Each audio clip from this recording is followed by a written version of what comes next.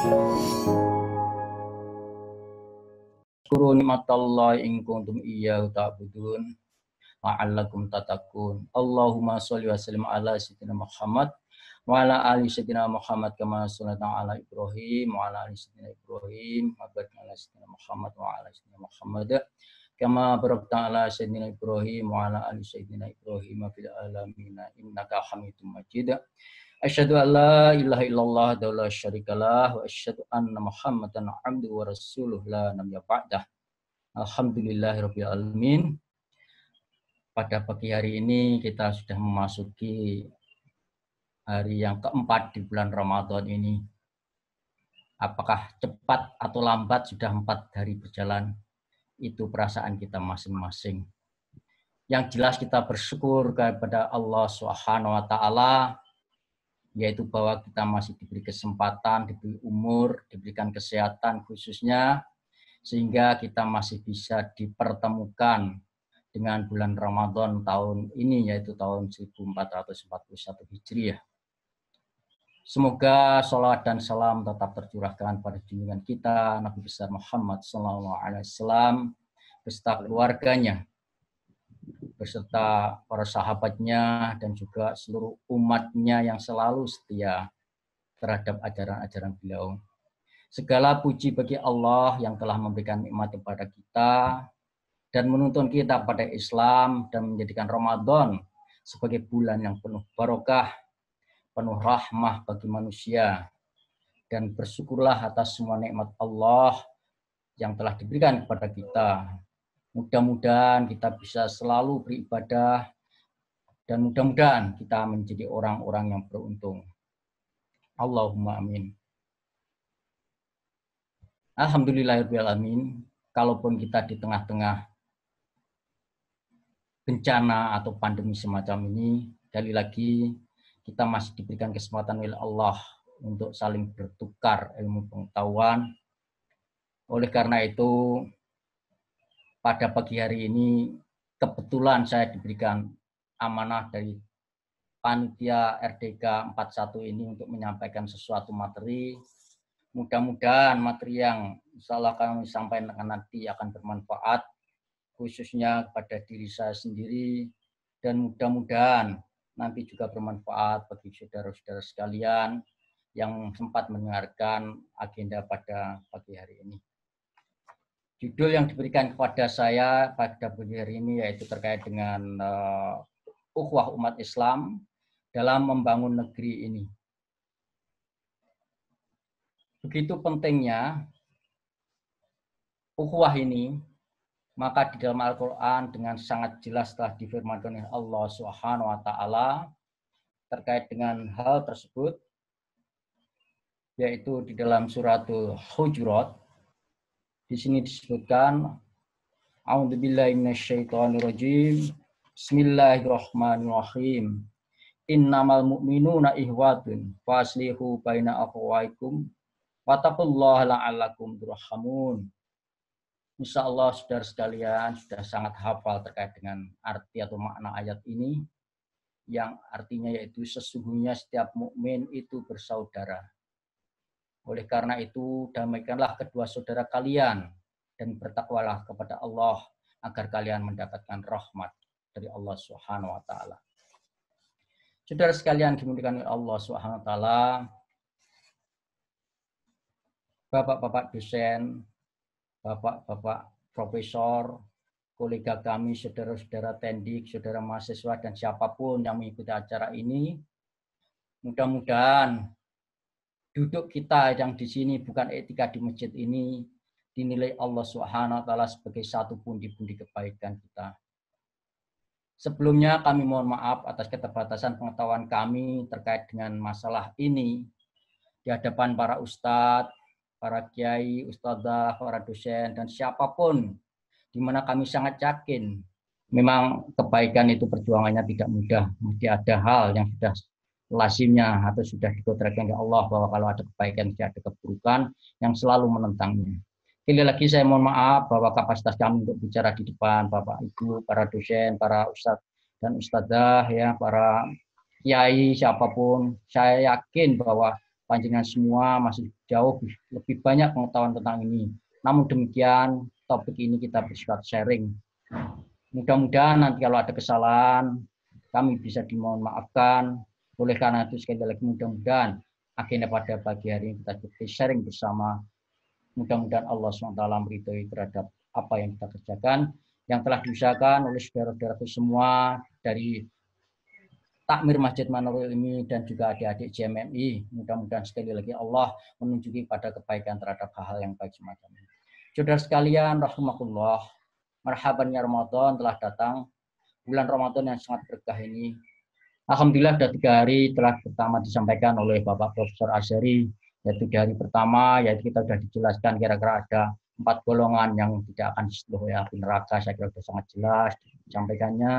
Dilanjutkan hari kedua yang diperkaya dengan sangat-sangat mulia oleh Bapak Dr. Andes Wahyudin, yaitu terkait dengan amalan-amalan di dalam bulan suci Ramadan. Bagaimana kita bisa meningkatkan jumlah bacaan Al-Quran, belajar Al-Quran yang belum lancar, dan sebagainya, sholat-sholat sunnah dan sebagainya, termasuk meningkatkan sedekah kita. Dan yang kemarin dilanjutkan oleh Bapak Profesor Adi Supriyanto yang juga tidak kalah menariknya topiknya, yaitu bagaimana tolak ukur kita sebagai umat Islam ini dalam menghadapi bulan Ramadan ini. Ya, di dalam Islam sudah sangat jelas, di dalam ajaran Rasulullah Muhammad SAW sudah disebutkan bahwa hari ini harus lebih baik daripada kemarin. Itu mudah-mudahan salah satunya itu, dan juga Prof. Adi menyampaikan bahwa Al-Quran termasuk motivator yang luar biasa. Bagaimana kita bisa berinfak, berbuat baik, di mana kebaikan itu dapat ditingkatkan sampai 700 kali.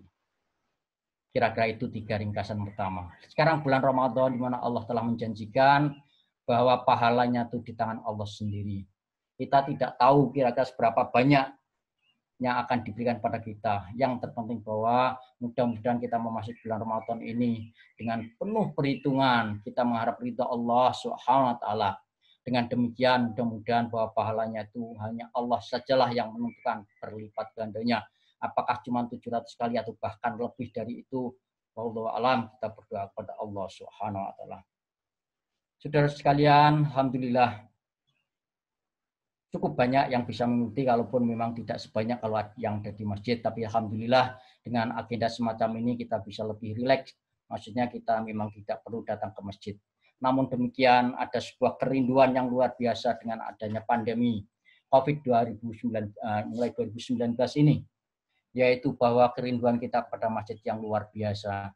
Kita tidak bisa masuk ke masjid, memang sesuai dengan anjuran pemerintah untuk memutus rantai penyebaran ini, maka tempat-tempat kerumunan, tempat-tempat berkumpulnya orang banyak untuk sementara itu di stop dulu. Oleh karena itu, kalaupun demikian kita sebagai umat Muslim, kita tetap merindukan kapan suatu saat kita akan bisa bertemu kembali di masjid tersebut.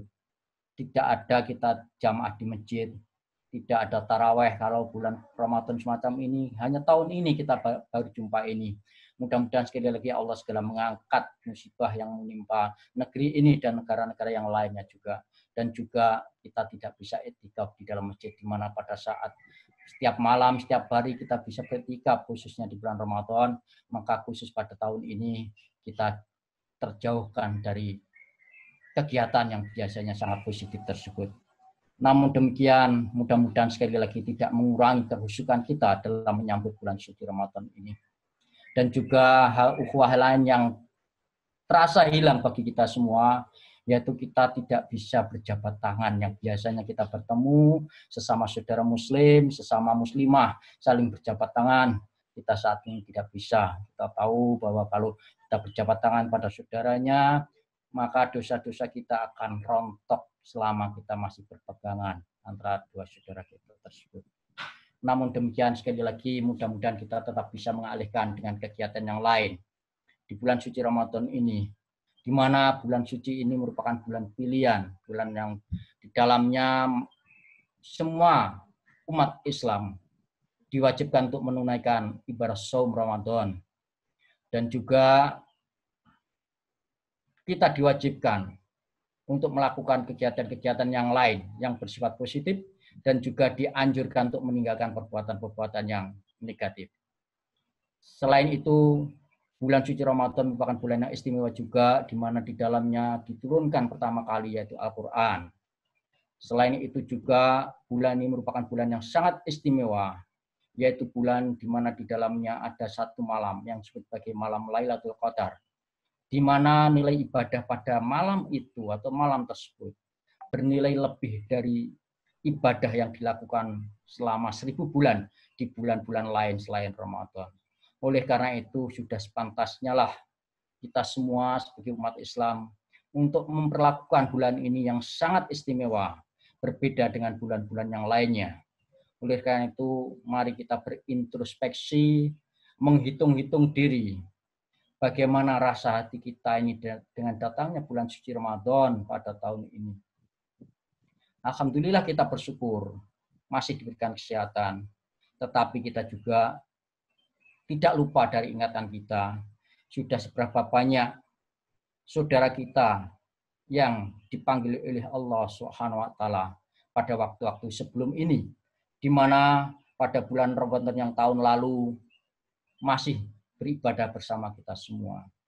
Oleh karena itu dengan datangnya 1 tahun kemudian sesudah bulan Ramadan tahun lalu, ini mengingatkan kepada kita, yaitu kita harus segera dan meningkatkan semakin giat, yaitu bagaimana memburu kegiatan-kegiatan yang bersifat ukhrawi.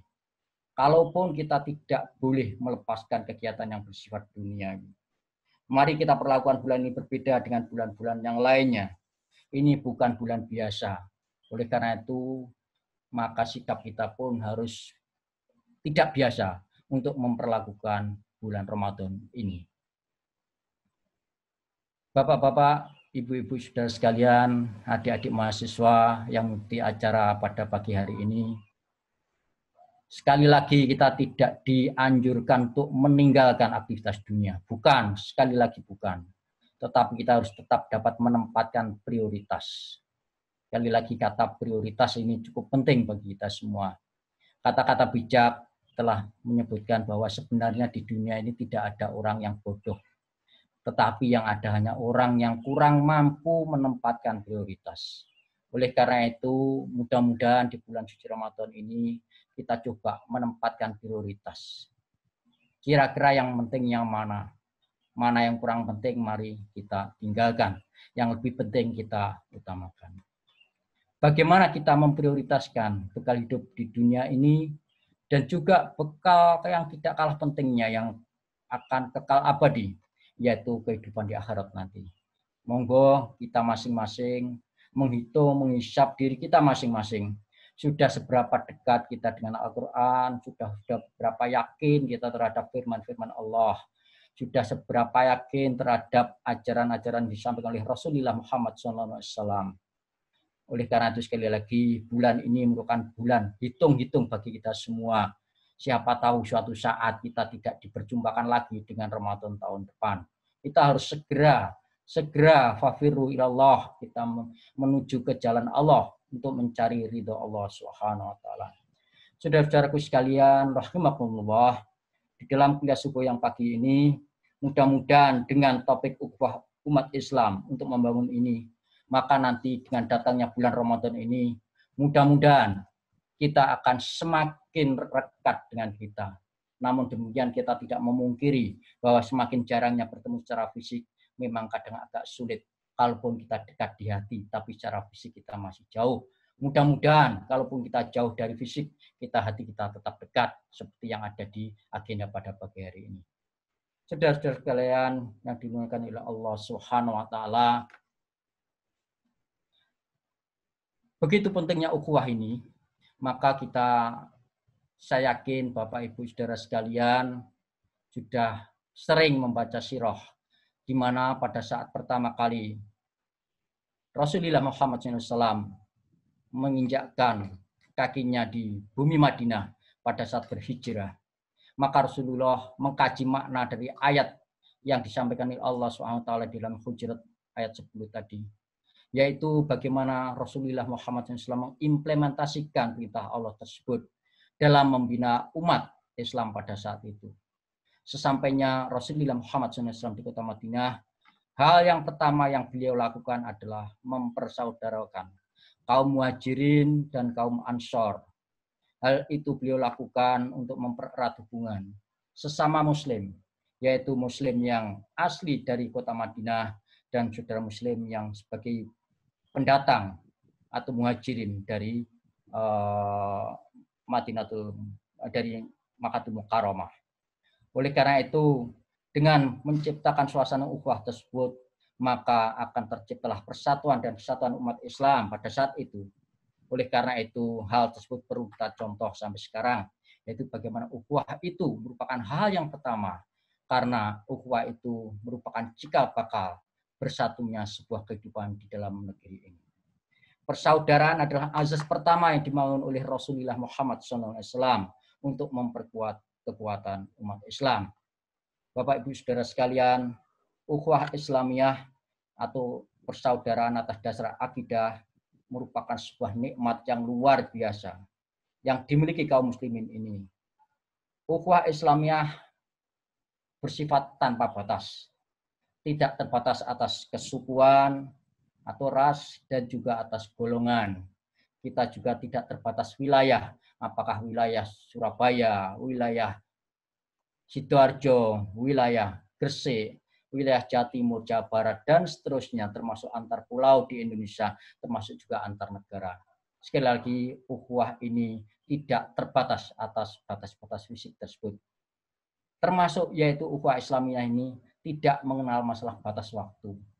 Mudah-mudahan bahwa persaudaraan kita nanti akan tetap langgeng dan abadi sampai terbawa di akhirat nanti. Mudah-mudahan kita dimasukkan oleh Allah SWT ke dalam surganya tetap sebagai saudara muslim, saudara mukmin, seiman dan seagama. Amin ya rabbal alamin. Amin ya rabbal. Islam merupakan pilihan Allah yang merupakan agama yang bukan merupakan hasil kesepakatan dari manusia. Oleh karena itu di dalamnya pasti tidak ada perselisihan. Kalaupun mungkin ada perselisihan yang ada di antara kita, maka itu semua merupakan bisikan-bisikan dari setan, di mana setan tersebut merupakan antek-antek yang sangat senang terhadap permusuhan, sehingga kita akan bercerai-berai. Islam merupakan salah satu di antara sekian agama resmi di negeri kita ini, di negara Indonesia, dengan jumlah umat yang sangat besar.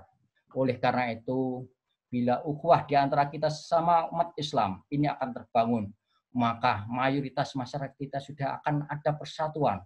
Belum lagi nanti ukhuwah yang kita jamin atau yang kita jalin dengan umat-umat selain Islam, maka di situ nanti akan semakin memperkuat. Oleh karena itu namanya ukhuwah ini sebenarnya kita tidak terbatas sesama umat Islam saja, tetapi ada istilah khusus yaitu ukhuwah Islamiyah yang memang terbangun atas dasar kesamaan agama, kesamaan keimanan dan keyakinan pada Allah Subhanahu wa taala. Oleh karena itu sekali lagi ukhuwah ini tidak terbatas dapat diartikan sebagai persatuan atau kerukunan antar umat Islam saja. Kita telah sering diingatkan oleh para ustadz, ustadzah, para mubalik dan mubalighah, yaitu bahwa Islam ini merupakan agama rahmatan lil alamin seperti yang telah disebutkan oleh Allah SWT. Oleh karena itu sekali lagi mari kita jadikan ukhuwah Islamnya ini merupakan ukhuwah yang berlandaskan Islam. Sesama pemeluk Islam kita adalah saudara dunia dan akhirat. Namun demikian antar pemeluk Islam dan pemeluk selain Islam kita perlu jalin juga ukhuwah. Ukhuwah yang semacam ini kita hidup bersama sesama anak Adam. Kita jamin kerukunan hidup antar umat beragama yang kita sebut sebagai hidup bersama insan atau sebagai ukhuwah insaniyah atau ukhuwah basyariyah. Sekali lagi kita sebagai anak turunnya Nabiullah Adam alaihissalam, maka kita perlu menghormati, kita saling menjaga kerukunan sesama manusia, sesama tetangga. Bukankah Rasulullah Muhammad SAW telah menyampaikan bahwa barang siapa yang beriman pada Allah dan yang akhir, maka jangan sampai tetangganya itu terganggu oleh kita.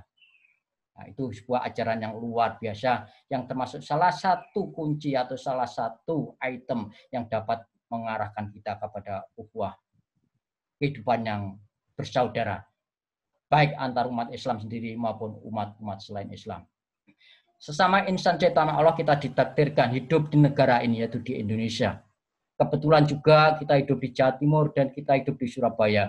Mungkin kita hidup kebetulan di perumahan, ataupun kita hidup sehari-hari di ITS ini. Oleh karena itu, maka kita harus membangun negara ini, membela negara bila terjadi ancaman atau keamanan yang akan merongrong kedaulatan negara ini. Maka kita harus saling membantu. Sebaliknya, kita tidak saling mencaci, tidak mendengki antar sesama bangsa Indonesia atau warga negara Indonesia. Kerukunan semacam ini yang juga disebut sebagai ukhuwah, yang sering disebut sebagai ukhuwah watoniyah, yaitu kita sesama warga negara Indonesia, kita saling menjaga kerukunan kita. Saudara sekalian yang dimuliakan oleh Allah Subhanahu wa taala, umat Islam yang sangat banyak ini di negara kita ini, mari kita jadikan bagi penyejuk untuk umat-umat yang lainnya. Namun demikian, namanya musuh-musuh dari Allah Subhanahu wa taala, musuh-musuh dari umat Islam itu sangat banyak. Salah satunya tadi sudah terbukti bahwa ada hacker-hacker yang masuk dalam hal untuk merongrong kebaikan. Oleh karena itu, hanya para golongan syaitan sajalah yang sebenarnya tidak menghendaki umat muslim di Indonesia itu bersatu. Baik setan yang berupa jin maupun setan yang berupa manusia. Tadi sudah kita lihat, nggak tahu setan berupa apa tadi, kita yakin sudah yakin-yakinnya bahwa itu jin yang bukan, setan yang bukan berupa jin, tapi tadi setan yang berupa manusia. Dengan segala kecanggihannya, mereka munculkan gangguan-gangguan itu untuk merongrong semua kegiatan-kegiatan baik dari anak Adam ini. Saudara sekalian dimuliakan Allah SWT, sekali lagi, ukhuwah ini harus kita jalin mulai dari yang kecil, dari keluarga kita. Oleh karena itu, kelihatannya dengan pandemi ini, Allah akan memberikan sebuah pembelajaran yang luar biasa pada kita. 2 hari yang lalu, Bapak Ustadz Wahidin telah menyampaikan salah satu hikmahnya, yaitu dengan adanya pandemi ini, kita dikumpulkan hampir full day, 24 jam sehari dengan keluarga. Maka kalau kita jaga, kita jadikan ukhuwah di keluarga kita, ukhuwah Islamiyah yang luar biasa, maka dari unsur terkecil dari keluarga ini, kita akan merambat pada unsur yang sedikit lebih besar di lingkungan RT, RW, dan seterusnya. Oleh karena itu, kesatuan antar umat Islam ini khususnya dan antar warga negara itu sangat kita kehendaki. Namun demikian sekali lagi bahwa syaitan itu tidak menghendaki persatuan di antara umat Islam. Sebaliknya para syaitan dan jin itu akan bergembira bila umat Islam ini bercerai-berai. Golongan syaitanlah yang paling tidak suka terhadap ukhuwah ini. Ini yang paling dikhawatirkan oleh syaitan. Karena apa? Kalau umat Islam ini bersatu, maka mereka akan saling bantu, yang kaya akan membantu yang miskin, yang kuat akan membantu yang lemah, mereka akan saling memfasilitasi untuk beribadah kepada Allah SWT. Namun demikian, ini merupakan sebuah perlawanan dari setan. Setan tidak suka kalau anak Adam ini berbondong-bondong dimasukkan Allah ke dalam surganya Allah SWT. Sebaliknya, bagaimana setan selalu akan merorong kita, dari depan kita, dari kiri-kiri, dari kanan kita, dari atas, dari belakang. Bagaimana kita akan bisa diseret oleh para golongan setan ini, baik berupa manusia maupun jin, untuk mengikuti jejak-jejaknya, sehingga suatu saat akan terbawa ke dalam api neraka, yaitu bersama dengan setan yang akan dibakar oleh Allah SWT. Coba kita perhatikan firman Allah yang sudah sangat kita kenal di dalam surat Ali Imran ayat 19, yang disebutkan bahwa Islam merupakan pilihan dari Allah SWT. A'udzubillahi minasyaitonirrajim. Bismillahirrahmanirrahim. Inna dina indallahil Islam wa mahtalafal ladzina utul kitab illa min ba'di ma ja'ahumul ilmu baghyan bainahum. Maka di penggalan sedikit yang kedua tadi disebutkan juga bahwa tiada berselisih orang-orang yang telah diberi Alkitab kecuali sudah datang pengetahuan pada mereka karena kedengkian yang ada di antara mereka. Kedengkian itulah yang sebenarnya merupakan ciri khas atau unsur-unsur sifat dari syaitan tersebut. Saudara-saudara sekalian yang dimuliakan Allah SWT, kita yang mendengarkan di sini yang jelas berasal dari berbagai macam suku, berbagai macam asal dan sebagainya. Tapi yakin karena kita sebagai satu umat Islam, kita dipersaudarakan oleh Allah Subhanahu wa taala sebagai umat Islam. Maka di sini ada sedikit sitiran yang pernah saya dengar beberapa waktu yang lalu oleh Ustadz Jasri yang menyebutkan bahwa kesukuan itu tidak dapat mempersatukan ukhuwah.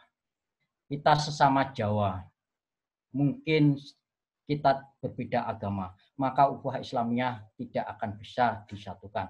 Kalaupun ukhuwah matoniyah maupun ukhuwah basyariah kita masih bersatu. Namun demikian, kalau kita membawa Islam ini sebagai dasar ukhuwah, maka disitulah akan bisa kita bersatukan. Sebagai contoh misalkan, ada seorang anak yang dilahirkan oleh ibu yang berasal dari suku Jawa, sementara sang suami atau bapaknya dari anak tadi berasal dari suku Bali. Maka pertanyaannya adalah, anaknya tadi apakah suku Jawa atau suku Bali kah? Bingung kita.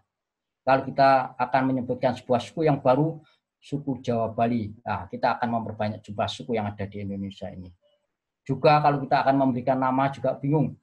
Akhirnya diberikan nama siapa? Made Mangunkarso. Madenya dari Bali, Mangunkarso dari Jawa. Ya, jangan seperti PJB, ya, pembangkitan Jawa Bali, ya, bukan seperti itu.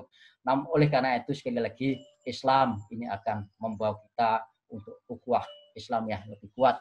Namun demikian sekali lagi jangan kita lupakan bahwa kita itu hidup bersama, sesama dengan manusia yang lain yang mungkin bukan sesama agama kita. Maka sekali lagi ukhuwah basyariah kita saling menghormati sesama manusia, kita harus tetap kita jaga.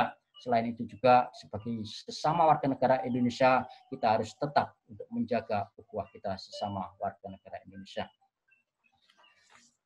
Bapak Ibu, saudara sekalian, realita umat kita saat ini kadang kita melihat sedikit berbeda dengan apa yang digambarkan oleh Al-Quran dan sirah Rasulullah Muhammad SAW.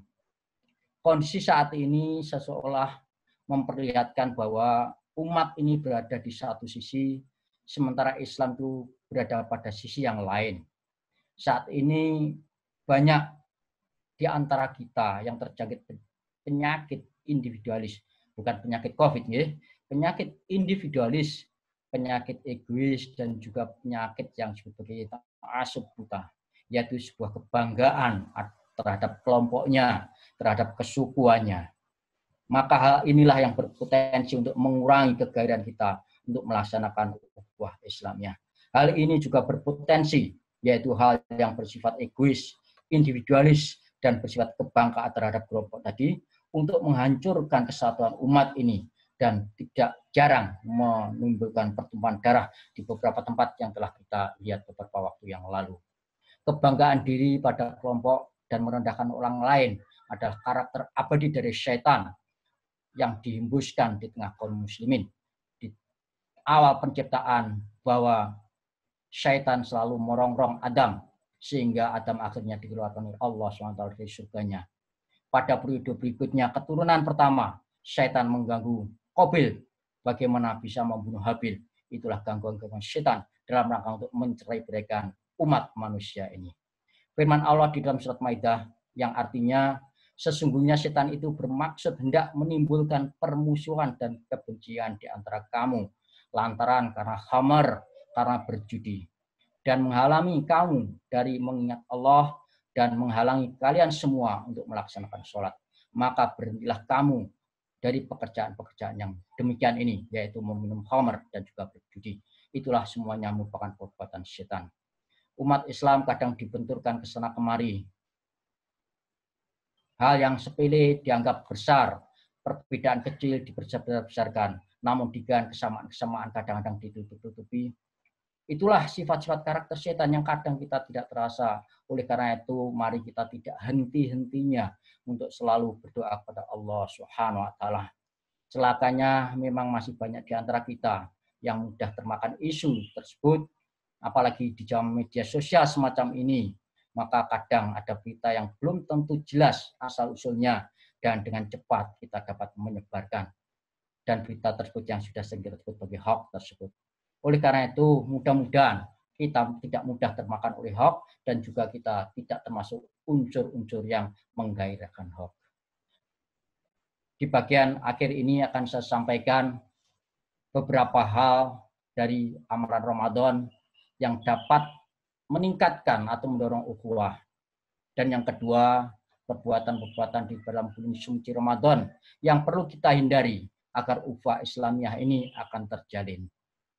Puasa Ramadan perlu diisi dengan amal-amal yang baik, seperti yang telah disebutkan oleh Bapak Dr. Wahyudin 2 hari yang lalu.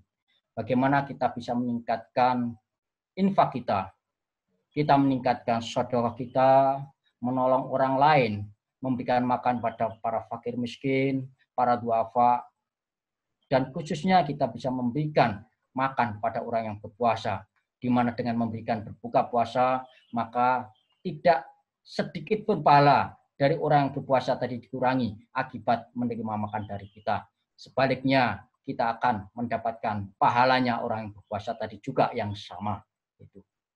Memperbanyak sedekah, biasanya di bulan suci Ramadan ini kita tergairah sekali untuk berinfak baik pada hari Jumat ataupun pada kotak-kotak infak yang lainnya. Dan juga kita biasanya bergairah untuk mengeluarkan zakat, khususnya yaitu zakatul fitr.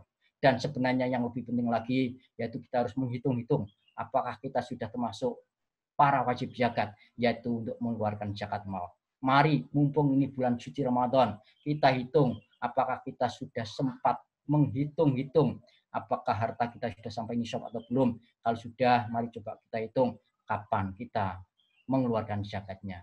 Mudah-mudahan dorongan bulan suci Ramadan ini memberikan kita gairah untuk melakukan hal-hal yang baik tadi, sehingga dengan demikian kita akan terdorong untuk semakin mendukung kegiatan ukhuwah, khususnya ukhuwah Islamiyah di negara Indonesia yang tercinta ini, di mana saat-saat ini sedang ada kendala, yaitu ada pandemi COVID semacam ini yang membatasi pertemuan kita sesama saudara kita yang tidak bisa kontak secara fisik. Namun demikian kita tetap berhusnudzon pada Allah SWT. Kita mengambil hikmahnya. Mudah-mudahan kita akan segera dijauhkan dari pandemi COVID yang sedang berlangsung di negara ini. Bapak Ibu sekalian, sebaliknya ada hal yang negatif yang seharusnya kita hindarkan di dalam bulan suci Ramadan ini, yaitu hal-hal yang dapat mengurangi pahala puasa. Pahala puasa tidak akan, puasa kita tidak akan batal dengan pekerjaan-pekerjaan yang akan saya sebutkan ini. Tetapi pahala dari puasa itu akan bisa hilang disebabkan oleh perbuatan-perbuatan kita ini. Di mana perbuatan kita ini cenderung untuk merongrong kerukunan umat Islam, kerukunan atau ukhuwah dari umat kita semua, baik ukhuwah Islamiyah, ukhuwah watoniyah maupun ukhuwah basyariyah. Salah satunya telah disabdakan oleh Rasulullah Muhammad SAW bahwa tidak sedikit di antara kaum muslimin yang sedang melakukan puasa, tetapi beliau-beliau itu tidak mendapatkan apa-apa kecuali lapar dan dahaga saja. Telah disabdakan oleh Rasulullah, rubaso imin hatu min syiyamihi al-ju'u wa atos. Betapa banyak orang yang berpuasa namun dia tidak mendapatkan puasanya kecuali lapar dan dahaga. Hadis riwayat dari At-Tabrani dalam Al-Kabir, dan sanadnya memang disebutkan dari Syekh Al-Albani dalam Sahih At-Targhib wa At-Tarhib nomor 1084 yang disebutkan bahwa hadis ini sahih li ghairihi. Juga disebutkan bahwa kalau kita sedang berpuasa, sedang beberapa hal kita tidak dapat meninggalkannya, maka Allah tidak akan membutuhkan orang yang semacam ini. Malam yada qaula zur wal amal bi falaisa lillahi hajjah bi ayyada'a ta'amahu wa syarabahu. Barang siapa yang tidak meninggalkan perkataan dusta tetapi justru mengamalkannya, maka Allah tidak membutuhkannya sifat yang lapar dan dahaga yang telah ditahan oleh manusia tersebut. Hadis riwayat Bukhari nomor 1903. Oleh karena itu sifat-sifat atau perbuatan tersebut mari kita hindari, yaitu misalkan sifat-sifat dusta, sifat adu domba atau namimah, sifat menggunjing orang lain atau merasani. Maka kalau pekerjaan-pekerjaan tersebut masih tetap berlangsung, maka pahala kita terhadap puasa ini akan hilang. Kita merugi terhadap kegiatan yang sudah kita lakukan ini. Kalaupun puasa kita sah-sah saja, tetapi dengan kita sudah melakukan lapar dan dahaga, tapi tidak mendapatkan pahala dari Allah, alangkah meruginya kita. Di bagian yang terakhir ini, coba saya sampaikan secara ringkas apa yang telah saya sampaikan di atas tadi. Ya, Sebagai penutup, ini ada sebuah ayat yang sudah sangat terkenal, yaitu di surat Yasin 65. Al-yawma nakhtimu ala afwahihim wa tukallimuna aydihim wa tasyhadu arjuluhum bima kanu yaksibun. Pada hari ini kami tutup mulut mereka dan berkatalah kepada kami tangan mereka dan memberikan kesaksian kaki mereka terhadap yang dahulu mereka usahakan. Maka disitulah bahwa kalaupun kita punya mulut, nanti kita akan ditutup mulut kita, tidak akan bisa menyampaikan alasan apa-apa, kita berdosa nanti akan berbicara terkait dosa, kaki melakukan pekerjaan yang haram, tangan juga demikian, maka itu akan bersaksi. Oleh karena itu ayat terakhir tadi di dalam surat Yasin ayat 65 merupakan motivator kita. Harus kita selalu berhati-hati, khususnya menggunakan jari kita dalam menulis menggunakan keyboard-keyboard yang ada di depan kita. Oleh karena itu kita harus berpikir sebelum kita melontarkan berita tersebut. Oleh karena itu paling akhir di sini yaitu bahwa hal yang dapat merusak ukhuwah yang pertama yaitu kita sering sekali untuk selalu mendahulukan dunia dan mengabaikan akhirat. Dan yang kedua, kadang kita masih ragu terhadap firman-firman Allah yang telah disampaikan oleh Allah SWT dalam Al-Quran. Kebenaran Al-Quran kadang-kadang kita masih ragu, dan juga kebenaran terhadap sabda-sabda Rasulullah Muhammad SAW kadang kita masih meragukan.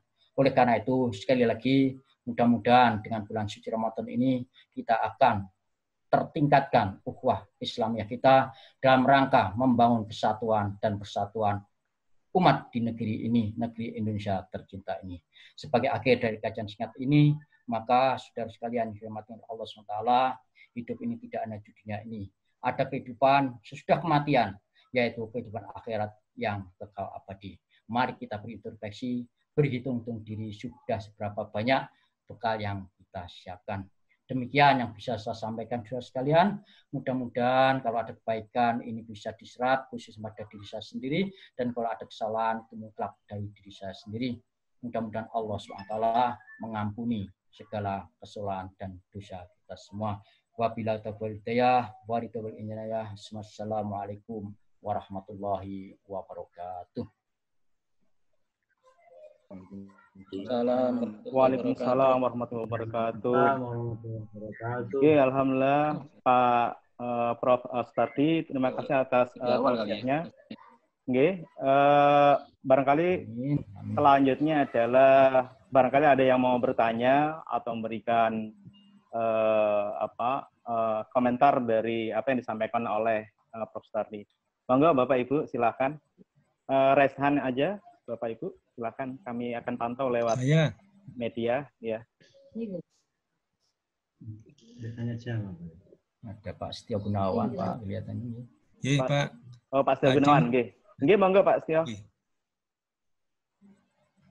Silakan. Assalamualaikum warahmatullahi wabarakatuh. Waalaikumsalam warahmatullahi wabarakatuh. Untuk yang Zoom ini pertama kali untuk yang Zoom memang pro kontra ya, yang ada yang bilang nggak aman, ada yang bilang aman karena persaingan bisnis. Mungkin nanti Pak Adi, adminnya berarti pakai sebelum masuk semuanya di itu dulu di screening dulu. Pertanyaannya gini, Prof. tadi saat ini kan berhubungan dengan ukhuwah ya. Saat ini Surabaya sudah PSBB. PSBB mulai Selasa besok insya Allah. Dan saya lihat dengan mata kepala saya sendiri, di antara kita itu nggak kompak mengenai pemutusan sebaran COVID ini. Disuruh sholat, disuruh ibadah di rumah aja nggak mau, tetap. Padahal kalau bayangan saya kalau semuanya nurut begitu, sebelum puasa dulu kan 14 hari, kalau nurut semua se-Indonesia kan beres itu. Nah, ini sekarang sudah ada perwalinya. Dulu karena nggak ada yang nurut karena katanya atasan itu nggak ada hukumnya nggak ada, jadi sanksinya nggak ada. Sekarang kan sanksinya ada, sudah ada perwali untuk Surabaya ini ya. Itu juga gimana ya? Karena beberapa ini yang saya ketahui juga masih tetap untuk melaksanakan itu. Bagaimana di lapangan ini kok susah sekali. Matur suwun, makasih. Assalamualaikum. Waalaikumsalam warahmatullahi wabarakatuh. Alhamdulillah introspeksi terhadap diri saya sendiri, Pak Gun, ya. Mungkin juga terhadap Bapak Ibu yang lain, memang aturan itu sudah dicanangkan oleh pemerintah dan seharusnya memang pemerintah yang sudah punya otoritas dan di sana sudah ada para kiai, MUI sudah terlibat di dalamnya dalam hal memutuskan sesuatu dan mulai besok akan diterapkan PSBB tersebut ke daerah-daerah. Memang kita kadang-kadang ya ngelus dodo Pak Gun ya. Kadang-kadang anak saya sendiri itu saya saya larang jangan keluar, sudahlah sholat dengan bapak, dengan mbak, dengan ibu di rumah. Jenenge anak kadang-kadang kita sholat ngambil kunci sendiri keluar gitu. Itu anak saya sendiri gitu. Mungkin juga di kampus juga demikian ya. Itu kita sering lihat sendiri. Lah di Indonesia kalau kita lihat Pak Gunis, jadi variabilitasnya luar biasa ya.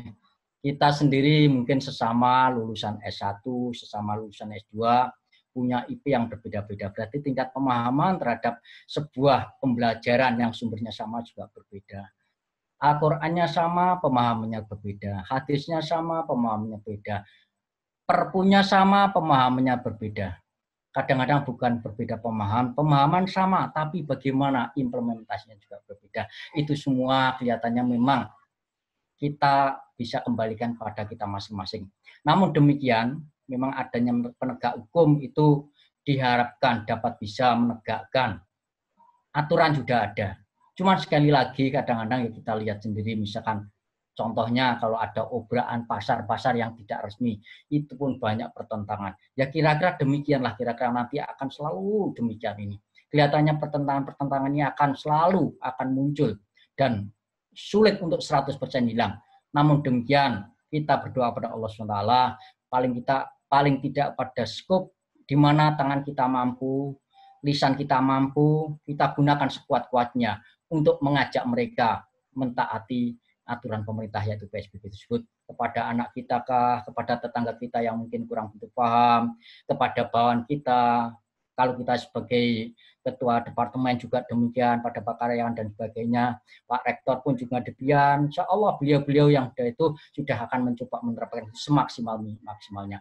Perkara anak buah itu menerima atau tidak, wallahu alam, kita tetap ikhlas, kita tetap menyampaikan dengan sepenuh hati, mudah-mudahan dengan penyampaian yang secara ikhlas dan diikuti dengan doa tadi, Allah akan membukakan hati-hati mereka untuk taat terhadap aturan yang sudah dianggap baik tersebut.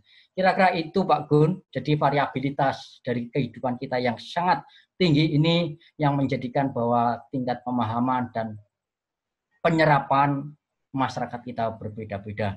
Sehingga nanti kalau kita lihat coba misalkan ojek yang nggak boleh goncengan, kok rasanya akan muncul lagi ya, kita akan lihatlah besok kira-kira seperti apa. Jadi mudah-mudahan sekali lagi karena tingkat pemahaman kita masih berbeda, bervariasi, dan kadang ditunggangi oleh kepentingan-kepentingan pribadi masing-masing. Mohon maaf kalau ada salahnya, mungkin Bapak Ibu yang lain dapat menambahkan. Matur nuwun Pak Gun. Assalamualaikum warahmatullahi wabarakatuh. Waalaikumsalam warahmatullahi wabarakatuh. Oke, barangkali Bapak Ibu ada lagi yang mau bertanya. Silakan Bapak Ibu. Assalamualaikum, saya boleh tanya? Waalaikumsalam warahmatullahi wabarakatuh. Pak Mustain. Ustaz Mustain. Assalamualaikum. Ngapunten nggih, no kamera HP kula, kamera laptopnya macet niki, terus bener saged video. Saya telat masuk, tapi melihat pertanyaannya, mendengarkan pertanyaan Pak Gun tadi, saya tergelinting untuk menambahkan. Gitu. Terkait dengan penerapan apa yang ada di kita, sehubungan dengan kebersamaan kita, ini memang kita harus sabar, benar Pak Prof tadi, kita harus pelan-pelan. Memang pemahaman kita itu macam-macam. Di satu sisi yang kuat itu kan begini, secara syariah bahwa jamaah di masjid itu kan fardu kifayah memang. Kalau satu kampung nggak ada yang kan itu sekampung dosa semua, itu syariatnya begitu kalau normal. Nah sementara Sementara bahwa kita itu ada kondisi seperti ini. Jadi pemahamannya menjadi ada tarik ulur gitu. Nah, ada satu pengalaman saya dapat cerita dari kawan yang menjadi salah satu pengurus di Masjid Akbar, Mas itu, Ngayungan, itu, bahwa dulu sebelum Jumat yang lalu itu kan rapat memutuskan bahwa Jumat yang lalu itu ditutup, nggak ada Jumatan. Itu di pengurus juga tarik ulur. Satu hal yang membuat keputusan besar bisa ditutup karena ada komplain dari masjid sekitarnya. Masjid sekitarnya itu mau tutup pekewo, wong masjid yang besar saja dibuka. Jadi nggak berani tutup, kecuali kalau Masjid Agung ditutup, masjid sekitarnya juga mau tutup. Nah, berdasarkan informasi itu, maka akhirnya rapat pengurus Masjid Akbar itu memutuskan untuk ditutup. Nah, ini kan proses maksud saya gitu. Nah, saya sebagai personil di pengurus di Masjid As-Sa'adah ini juga dalam proses bagaimana memutuskan terakhir yang nanti siang itu kan ada sosialisasi perwali itu di kecamatan. Mudah-mudahan pada hari ini bisa diputuskan yang keputusannya itu final gitu. Saya sih secara pribadi kelihatannya mengikuti apa yang dikehendaki pemerintah. Juga cuman nggak lama toh, hanya 2 minggu. Kalau itu sukses kan sudah bisa dibuka lagi.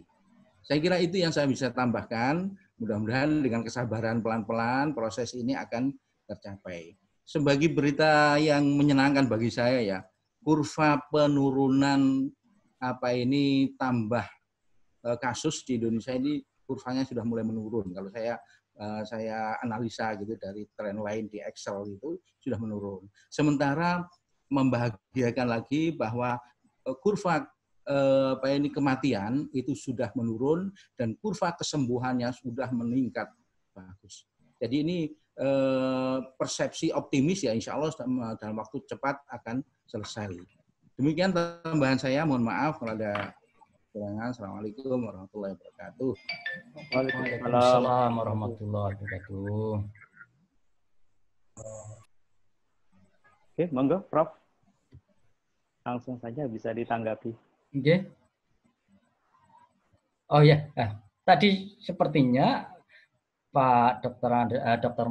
Mahmud tadi memberikan semacam penguatan begitu ya. Memang kita tuh bisa berbeda-beda semacam itu. Memang ada yang pelan, kadang kita tuh ya di antara kita sendiri ya. Ada yang saklek, nggak boleh. Ada yang memang kita tuh ya pelan-pelan ya, seperti halnya kita menyiasati anak itu karakternya kan berbeda-beda. Kalau anaknya sifatnya kaku, kalau nanti kita ikuti kaku, nanti akhirnya seperti gelas itu akhirnya pecah. Maka kita harus istilahnya diberikan warming dulu, sehingga nanti kalau sudah agak panas tuh anggap saja tidak langsung break gitu ya. Jadi memang pelan-pelan seperti Pak Ustadz Musta'in tadi sampaikan, memang berbeda-beda. Mudah-mudahan dengan usaha-usaha yang positif, dengan niatan yang baik ini, mudah-mudahan Allah SWT segera membukakan rahmatnya, segera mengangkat COVID-19 ini, sehingga nanti kita akan bisa kembali seperti semula, bisa melepas rindu kepada masjid, kita berjamaah kembali, rindu sama saudara kita, bisa bertemu secara fisik, apalagi ya mudik jelas kelihatannya ini masih terlalu jauh dipikirkan. Paling tidak kita berdoa pada Allah SWT.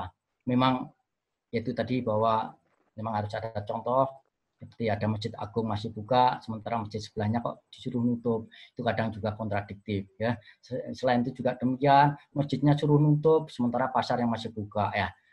Beda semacam itu. Mudah-mudahan konsistensi dari penegak hukum nanti akan bisa memberikan contoh kepada kita semua, sehingga penerapan peraturan PSBB itu akan bisa dijalankan, sehingga pemutusan rantai penyebaran virus ini akan segera terhenti. Ya, itu kira-kira yang saya juga sangat setuju pada Pak Ustadz Musta'in tadi. Matur nuwun Pak Ardi atas guide-nya. Nggih, matur nuwun Prof. Nampaknya ini sudah di penghujung acara, Bapak Ibu.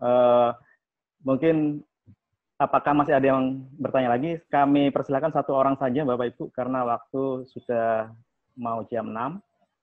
Monggo, Bapak Ibu, apakah masih ada yang mau bertanya?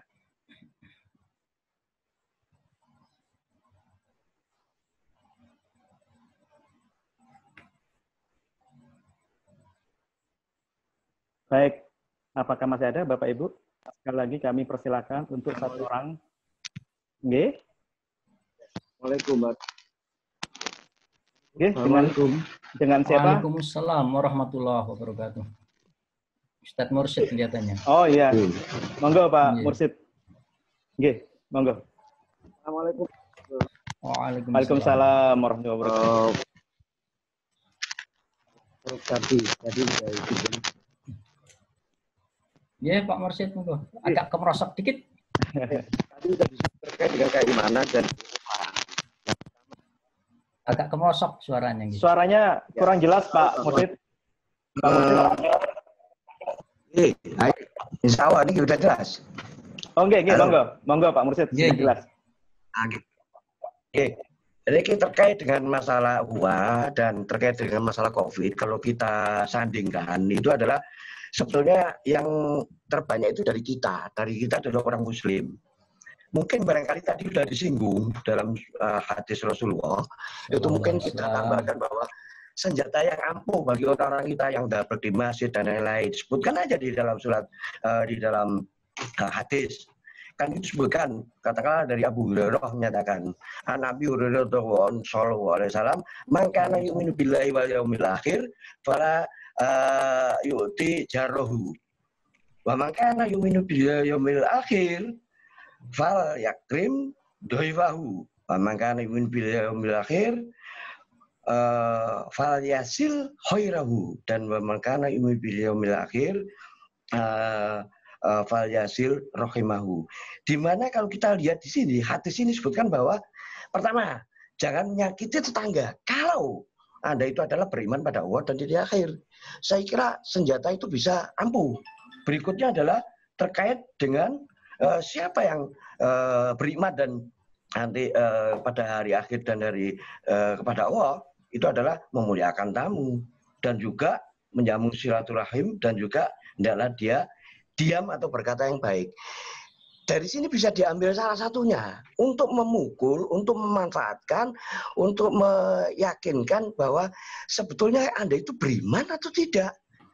Ini terkait dengan bersinggungan dengan tetangga, bersaingan dengan memuliakan tamu, diambil dari salah satu. Karena intinya di sana, kalau orang non-muslim saya kira nggak ada masalah. Kalau orang muslim senjatanya biasanya gitu. Dengan senjata ditunjukkan. Itu beriman atau tidak. Dan ukurannya adalah bahwa kalau orang muslim dengan non-muslim, ya kita udah tahu bahwa rahmatan lil alaminnya yang ditunjukkan di sana. Barangkali itu bisa membantu tambahan kalau kita memukul atau kita menyadarkan pada orang-orang yang merasa muslim. Bahkan saya sudah melihat di video-video dan marah-marah di dalam masjid dan lain-lain, seolah-olah orang-orang ustadznya pengkhianat dan lain-lain. Ya tunjukkan aja dengan ayat-ayat tersebut atau dengan hadis-hadis yang sudah disampaikan oleh Rasulullah. Saya kira itu mungkin tambahan barangkali untuk menyadarkan orang-orang yang belum ngerti, bukan sok pandai atau sok merasa ingin sholat di masjid atau yang lain dalam kondisi yang memprihatinkan saat ini. Saya kira itu sedikit. Semoga bisa bermanfaat. Terima kasih. Assalamualaikum warahmatullahi wabarakatuh. Waalaikumsalam warahmatullahi wabarakatuh. Alhamdulillahirrahmanirrahim. Telah diperkuat oleh Pak Mahirul Mursyid dan juga tadi oleh Pak Muhammad Musta'in bahwa kecenderungan kita untuk menerapkan ajaran Islam itu termasuk salah satu resep yang sebenarnya luar biasa. Mari kita kembali pada Quran dan hadis. Mudah-mudahan sekali lagi dengan kita kembali kepada kitohnya, kita akan terlindungi oleh Allah SWT dari segala mara bahaya. Yang tadi yaitu bahwa kita jangan sampai untuk menyakiti tetangga, kita harus menghormati tamu, kita harus menjalin silaturahim, dan yang terakhir kita lebih baik diam kalau tidak bisa berkata baik. Kalau bisa berkata baik itu jauh lebih baik. Saya kira itu semua sangat positif. Sangat setuju saya terhadap apa yang beliau sampaikan. Mudah-mudahan sekali lagi itu merupakan pembelajaran kita semua untuk semakin yakin dan semakin banyak mengkaji ajaran-ajaran Islam. Yang jelas kita ini masih jauh dari kesempurnaan. Oleh karena itu di sisa-sisa umur kita itu mari kita buka kembali Quran dan hadisnya. Mudah-mudahan kita dibukakan oleh Allah SWT ilmu-ilmu Allah SWT. Saya kira itu Pak Adi, saya kembalikan pada panjenengan.